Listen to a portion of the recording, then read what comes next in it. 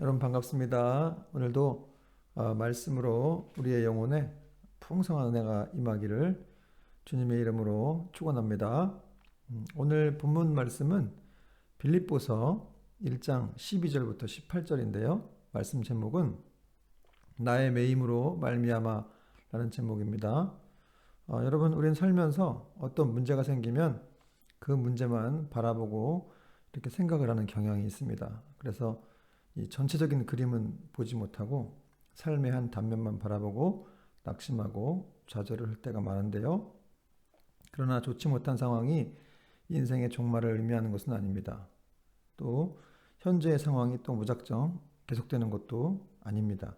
그런데 많은 사람들은 뭔가 이렇게 자기 뜻대로 일이 안 되고 진행이 안 되면 안 된다고 생각을 하고 좌절을 하게 된다는 겁니다. 그러나 여러분, 문제가 있어도 일은 되어지고 또 난관이 있어도 일은 됩니다. 왜 그럴까요? 하나님께서 은혜 가운데 우리의 삶을 인도하고 계시고 있기 때문에 그렇습니다. 저도 짧은 인생이지만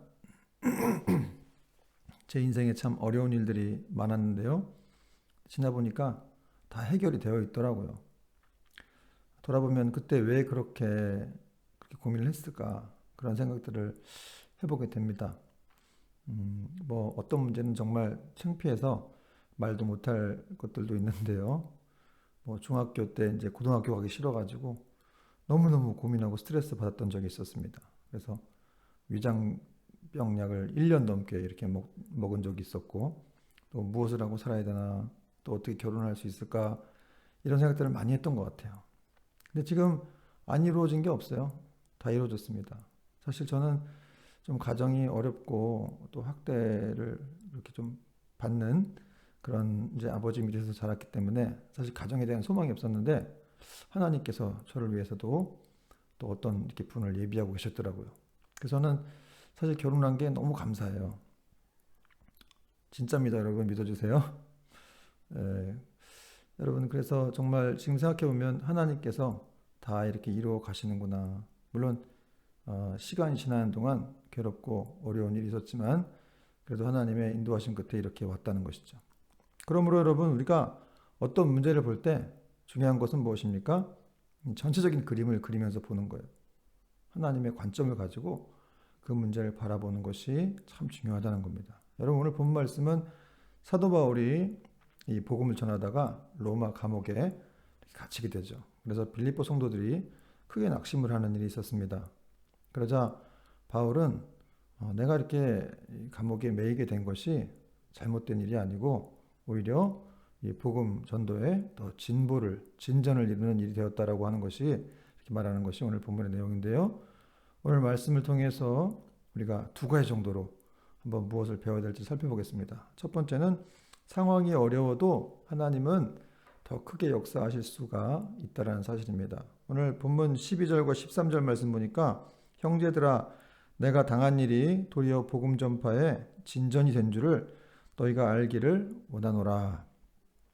이러므로 나의 매임이 그리스도 안에서 모든 시위대안과 그 밖에 사람에게 나타났으니 라고 말씀하고 있어요. 12절에 보니까 바울이 내가 당한 일이 있다 이렇게 말씀하고 있습니다. 바울이 당한 일이 무엇입니까? 로마 감옥에 갇혀서 고초를 당하고 또 비인간적인 대접을 받고 또 이렇게 믿음의 사람들과 교제하지 못하게 된 일들을 말하는 거겠죠. 그래서 겪는 상실감 등을 얘기하는 겁니다. 사실 바울은 사도행전에도 나오지만 이렇게 하숙집 같은 개념의 그런 감옥에서 생활을 하면서 좀 더 자유로운 생활을 했었습니다. 그래서 사람들을 만나고 복음을 증거하고 하는 일들을 했었는데 어느 날 갑자기 이렇게 악명 높은 그 시위대 뜰 안에 있는 감옥으로 바울이 옮겨지게 된 거예요. 그래서 그의 생사를 알 수 없는 그런 상황이 되었습니다. 당시 이 고대 당시에 이 감옥의 이전은 형 집행이 빨라질 수도 있는 그런 좀 어려운 일이었습니다. 그래서 빌립보 성도들은 이렇게 모든 것이 완전히 끝났다고 생각을 했고 또 성도들 간에 분열이 일어났죠. 또 바울의 이런 투옥을 이 복음의 어떤 패배다 이렇게까지 여기는 그런 분위기였습니다. 그러니 여러분 참 힘들 그런 상황이었습니다. 그런데 이런 상황에서도 사도 바울은 뭐 좀 힘들고 어려우면 일이 안 된다고 생각을 하고 열매가 없다고 얘기를 생각하기 쉬운데, 그런 상황에서도 이루어지지 않은 일이 하나도 없다라고 이렇게 말하고, 오히려 나의 이 매임이 더 복음의 진보를 이루는 일이 되었다라고 이렇게 말하고 있다는 거예요. 한마디로 문제가 있고 상황은 너무 어렵지만 일은 되어진다라는 것이었습니다. 그렇다면 여러분, 바울은 왜 이렇게 말했을까요? 그는 알았어요. 사람은 매어도 하나님 말씀은 결코 매이지 않는다는 것을 바울은 확실히 알았습니다. 그래서 오늘 14절에서도 이렇게 말씀하고 있는데요. 형제 중 다수가 나의 매임으로 말미암아 주 안에서 신뢰함으로 겁없이 하나님의 말씀을 더욱 담대히 전하게 되었느니라. 아멘. 자신이 비록 감옥에 있지만 그 일로 인해서 더 많은 성도들이 담대하게 복음을 증거하게 되었다, 이렇게 말했다는 것이죠. 여기서 우리는 무엇을 할 수 있습니까? 우리의 완벽주의적인 생각, 무엇이 다 이렇게 환경이 좋아야, 다 잘 돼야 뭔가 더 일이 잘 된다라고 생각하는 그런 완벽주의적인 생각이 주님의 일을 하는데 얼마나 방해가 되는지를 알 수가 있습니다. 또 우리가 뭘 하나 이렇게 붙들고 있다는 것 자체가 참 하나님의 일을 하는데 어려워지게 된다는 거예요. 그러므로 우리도 똑같은 메시지를 붙들어야 한다는 것이죠. 내가 당한 어려움이 많지만 일은 되어지네 라는 고백을 할 수가 있어야 됩니다. 내 주변이 점점 더 어려워지지만 이상하게도 열매는 거두어지는구나 라고 하는 것이 바로 복음의 메시지라는 것이죠. 그런데 여러분, 우리는 좀 상황이 좋지 못하고 내 뜻대로 뭔가 일이 진행되지 않으면 낙심을 하고, 그래서 믿음 없는 생각과 믿음 없는 말을 할 때가 많이 있죠. 이제는 다 끝났다 그러고, 더 이상 소망이 없다 그러고, 내가 이렇게 사역을 오래 했는데 나한테 남은 게 도대체 뭐냐, 이런 말을 하더라고요. 근데 그런 분들도 나중에 이렇게 또 하나님의 뜻이 있어서 이렇게 또 어려운 일이 있었구나라는 것들을 알게 되었는데, 결과적으로는 잘 됐는데, 어쨌든 이제 그 전체적인 그림을 못 보다 보니까 그런 말을 했던 것 같아요. 여러분, 고린도후서 12장에 보면은 바울은 육체에 가시가 있었다고 말씀하고 있죠. 육체에 가시가 있었다. 간질이라고도 하고 안질이라고도 하는 그런 무서운 병이었는데, 그래서 이 바울이 그걸 고쳐달라고 하나님께 3번을 간구했죠. 그런데 하나님은 고쳐주지 않으셨어요. 근데 여러분, 상식적으로 생각했을 때 이게 건강할 때 일이 잘 되겠습니까? 육체에 가시가 있었을 때 일이 잘 되겠습니까? 그런데 사도 바울은 육체에 가시가 있었을 때 하나님이 더 많은 일들을 하셨다. 그래서 그는 내가 약할 때 하나님의 능력이 드러나게 되었다, 이렇게 고백을 했다는 거예요. 고린도후서 12장 9절 보니까 나에게 이르시기를 내 은혜가 내게 족하도다. 이는 내 능력이 약한 데서 온전하여짐이라. 그러므로 도리어 크게 기뻐함으로 나의 여러 약한 것들에 대하여 자랑하리니 이는 그리스도의 능력이 내게 머물게 하려 함이라. 여러분, 바울이 고백했어요. 내 능력이 약할 때 그리스도의 능력이 드러나게 되는구나, 이렇게 고백했고 또 그걸 알았다는 것이죠. 그러므로 여러분, 우리도 약한 것들을 자랑해야 됩니다. 바울처럼 약한 것들, 부족한 것들, 능력 없음을 자랑하는 저와 여러분이 되길 바랍니다. 여러분, 사실 우리는 약해도 되죠. 왜 그렇습니까? 주님이 강하시기 때문에 그런 거예요. 그래서 사람이 약할 때 하나님의 일이 더 드러나게 되는 것입니다. 그러나 세상은 약함을 싫어합니다. 잘하는 거 좋아하죠. 강한 거 좋아하고 능력 있는 걸 좋아합니다. 그러나 주님은 약할 때 더 크게 역사하신다는 거예요.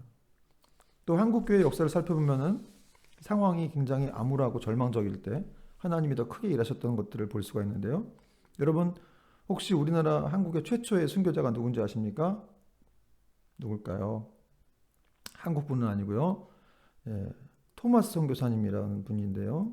로버트 토마스 목사님이십니다. 원래 이분은 이 영국에서 태어나신 분이죠. 1840년에 영국에 태어나셨는데 영국 웨일즈에 태어나셔서 중국 선교를 하셨던 분이에요. 근데 부인과 함께 중국에 갔다가 이 부인이 풍토병으로 금방 순교를 하십니다. 그래서 좀 상처가 있었던지 이 중국 산둥성에 있는 세관원에서 이 통역으로 일하고 있었는데, 그때 마침 이 한국에 조선에서 이 병인 박해가 일어나요. 이 흥선대원군이 천주교를 박해해가지고 천주교 신자 2명이 중국으로 건너오게 된 거죠. 그래서 그들을 만나서 다시금 이 토마스 선교사님이 이 선교에 불을 태우게 됩니다. 다시 꿈이 시작된 거예요. 그래서 이 토마스 선교사님은 이 제너럴 셔머노를 타고 이 대동강변으로 가게 되죠. 그때 이제 이 흥선대원군의 쇄국 정책으로 무역이 안 되고 그러다 이제 이 제너럴 셔머노 선장이 화가 나서 막 대포를 쏘아댑니다. 무역선이었는데 어떻게 대포가 있었는지 모르겠는데 어쨌든 그랬어요. 그래서 이 평양성 안에 막 그냥 이 외국인들에 대한 적대 분위기가 막 형성되었고 그때 이제 이 평양 감사로 있던 박교수라는 사람이 있었어요. 이 사람이 연암 박지원의 손자죠. 그래서 이 사람이 이제 이 제너럴 셔머노에 불을 지릅니다. 여러분 이 사건이 이제 신미양요인데요. 뭐 역사 다 나오죠 지금. 예.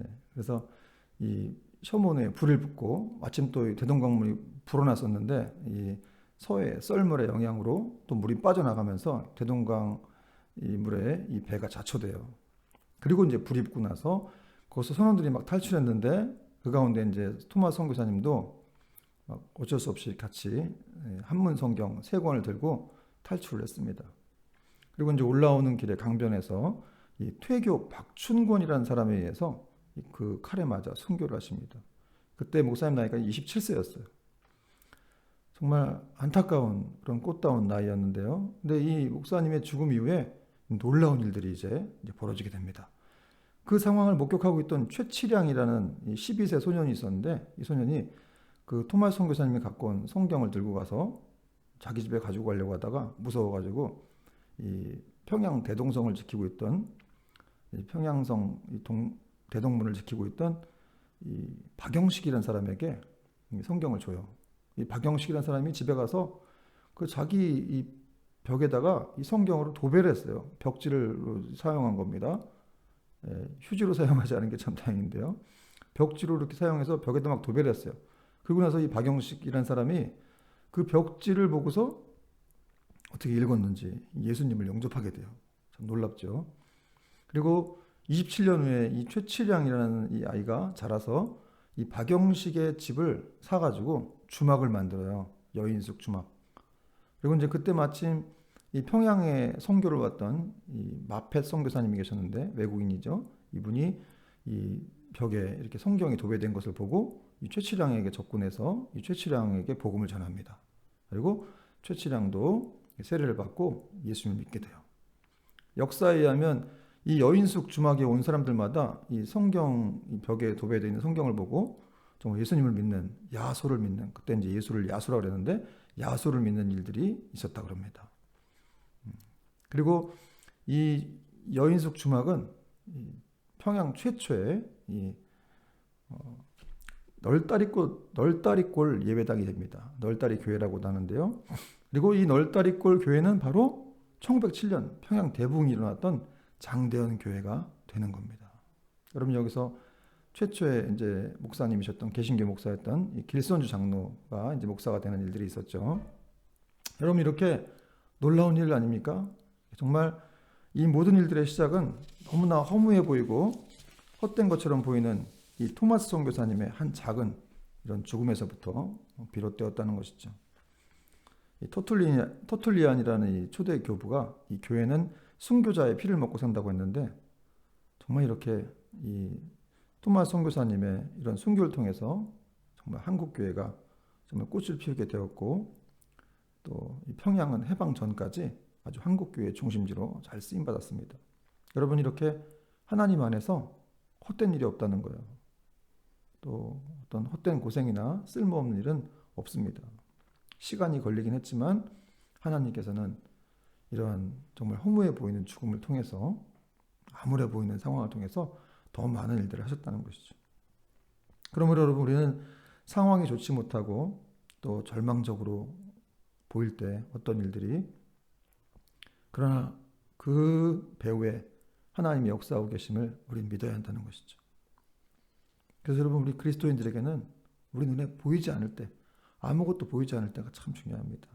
여러분 이사야 40장에 보면은 하나님은 명철이 한이 없으시다는 말씀이 있는데 이게 무슨 말씀이냐면 인간이 아무리 자기의 능력을 최대한 발휘해도 하나님은 측량할 수 없다는 뜻인데, 다시 말하면 이렇게 인간의 눈으로 보기에는 하나님이 자기 백성들을 외면하시는 것처럼 보이고 버린 것처럼 보이지만, 그러나 하나님이 인간이 알지 못하는 방법으로 그들을 인도하고 계시고 일하고 계시고 있다는 그런 뜻입니다. 여러분, 하나님의 생각은 우리의 낮은 생각과는 다르죠. 그분은 아주 더 높은 생각으로, 더 높은 그런 하늘의 방법으로 우리의 길을 인도하신다는 거예요. 그래서 이사야서 55장 8절 9절은 이렇게 말씀합니다. 이는 내 생각이 너희의 생각과 다르며 내 길은 너희의 길과 다름이니라. 여호와의 말씀이니라. 이는 하늘이 땅보다 높음 같이 내 길은 너희의 길보다 높으며 내 생각은 너희의 생각보다 높음이니라. 혹시 오늘 여러분 중에 육체도 안 좋고 마음도 안 좋고 또 여러 가지 상황이 안 좋아서 내 인생에는 선한 것이 없겠구나 이렇게 생각하는 분들이 계십니까? 여러분, 신실하신 하나님의 그런 사랑과 성품을 믿는 여러분 되길 바랍니다. 여러분, 믿음은 살아있는 것이죠. 정말 살아있는 신앙들은 하나님을 기대합니다. 그게 맞는 게 아니겠어요? 살아계신 하나님이시기 때문에 정말 살아있는 신앙은 그분을 기대한다는 거예요. 그래서 히브리서 11장 6절 말씀도 믿음이 없이는 기쁘시기 못하나니 이렇게 말씀했어요. 믿음이 없이는 기쁘시기 못한다. 그가 계신 것을 믿고 그를 찾는 자들에게 상 주시는 이심을 믿어야 한다. 이렇게 성경은 말씀하고 있다는 거예요. 심지어 성경은 하나님이 자기 아들도 아낌없이 왜? 우리들을, 자녀들을 사랑하시기 때문에 자기 아들도 아낌없이 주셨다고 말씀하고 있죠. 로마서 8장 32절 자기 아들을 아끼지 아니하시고 우리 모든 사람을 위하여 내어 주시니가 어찌 그 아들과 함께 모든 것을 우리에게 은사로 주지 아니하시겠느냐 이렇게 말씀하고 있습니다. 모든 일을 우리에게 주시겠다. 이렇게. 여러분, 아들은 아끼죠. 자기 아들을 아끼지 않는 사람이 누가 있어요? 모든 자녀들을 아끼는데, 저는 그래서 하나님은 이렇게 자기 외아들도 아끼지 않고 주셨다고 말씀하고 있는 걸 보면서 참 저는 감동이 됩니다. 얼마나 그 자녀들을 사랑하셨으면 자기 아들조차도 아끼지 않고 주셨을까. 여러분, 하나님께서 정말 우리의 아버지가 되시고 그분이 우리를 돌보시는 분임을 믿습니까? 그렇다면은 여러분, 내 모든 염려를 주께 맡기라 하는 이 말씀이 잘못된 게 조금도 놀라운 말이 아니에요. 왜냐하면 아버지의 역할이 그런 것이기 때문에 그렇습니다. 여러분, 하나님께서 요구하시는 것은 단 하나죠. 바로 나를 그 아버지로 인정해 달라는 거예요.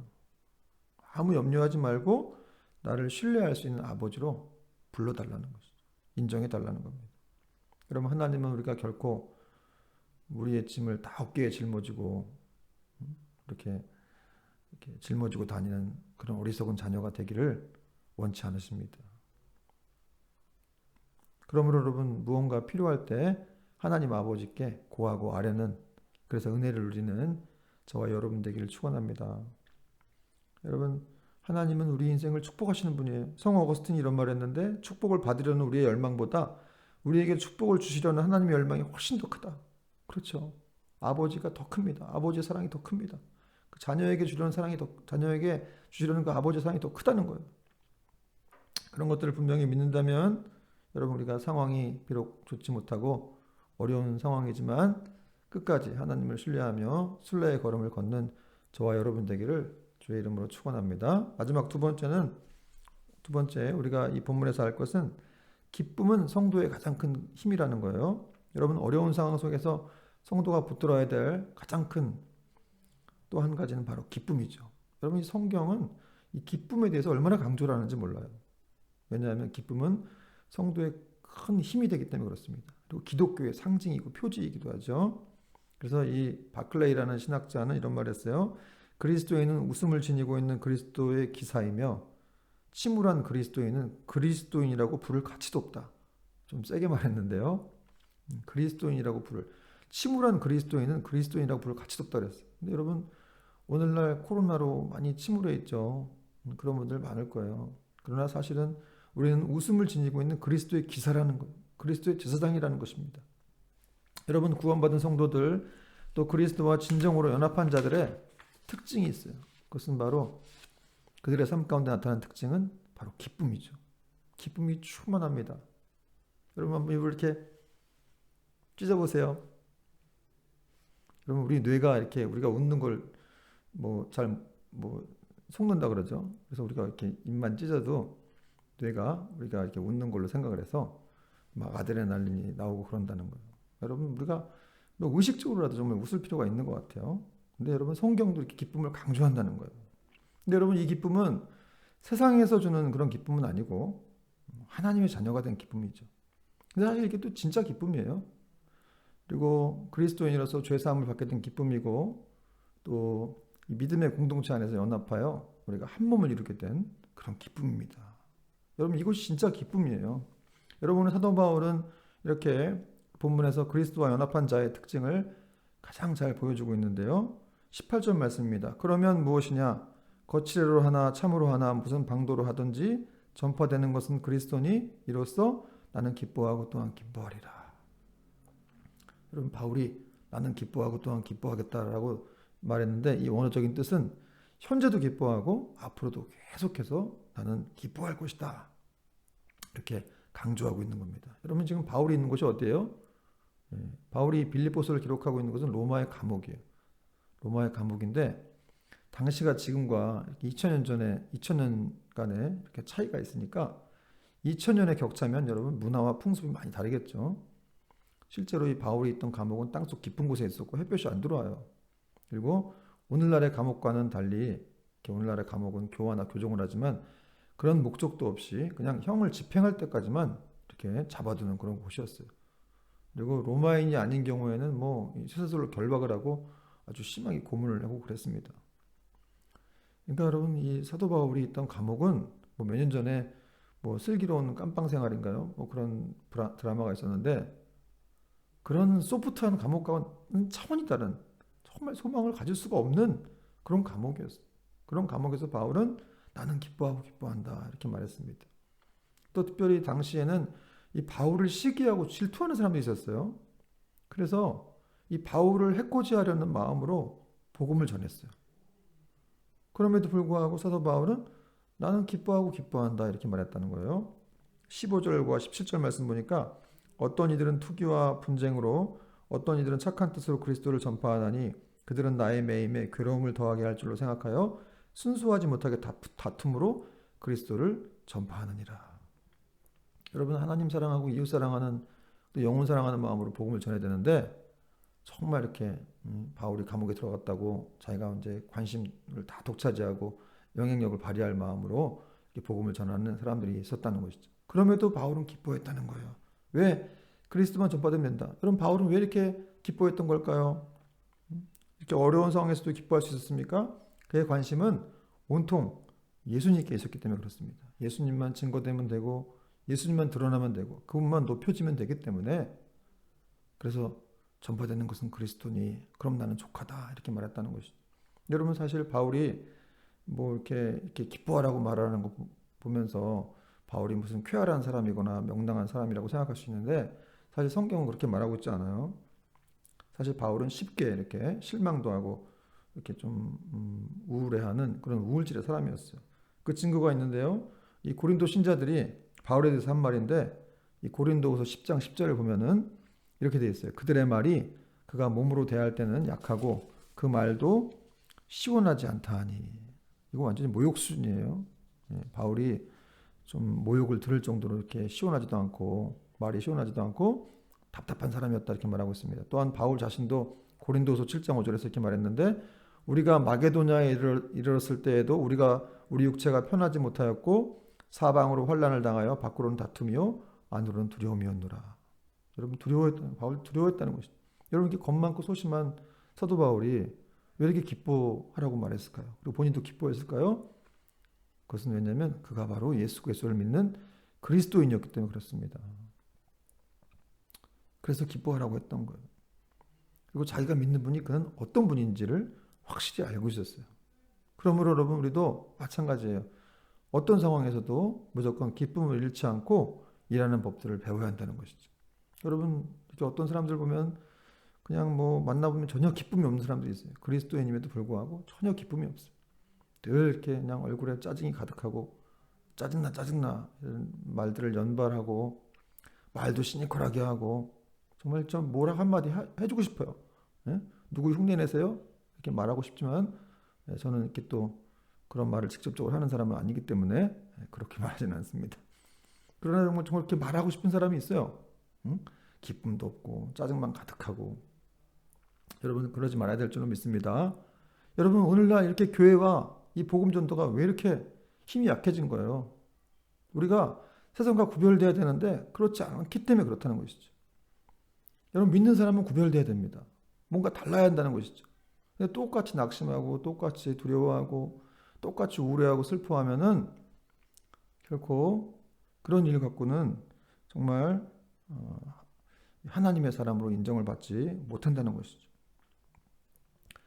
제가 3일교회에 있을 때 해외 선교를 많이 갔는데 근데 갔을 때 이제 마지막 날에 이렇게 좀 물건들을 살기 위해서 쇼핑을 하는 시간들을 이렇게 주어지죠. 잠깐 주어지는데 그때 여러분 많은 선교대원들이 얼마나 기뻐하는지 몰라요. 이렇게 막 사역할 때는 많이 힘들어하고 막 죽으려 그러는데 이렇게 뭐 마지막 날 이렇게 관광 가고 이렇게 뭘 쇼핑하면 그때 참 이렇게 아주 모두 다 충만해집니다. 뭐 어떤 이 자매분들은 시간이 지나면 지날수록 아주 눈빛이 초롱초롱해지고 아주 확실해지는 그런 걸 경험했는데 여러분 우리가 그렇게 살아야 한다는 거예요. 여러분 우리가 예수 그리스도를 믿고 구원받아서 그분의 자녀가 된 것이 어디 뭐 이렇게 좀 좋은 데 가서 쇼핑하고 그런 것만도 못한 겁니까? 뭐 훨씬 더 대단한 것이죠. 그러므로 여러분 우리가 이렇게 어떻게 하면 세상 사람들과 이렇게 구별될 수 있을까? 어떻게 하면 세상 사람들이 우리의 말을 듣게 할 수 있을까? 이렇게 생각해 보게 되면 그것은 바로 우리가 기쁨으로 충만할 때라는 것이죠.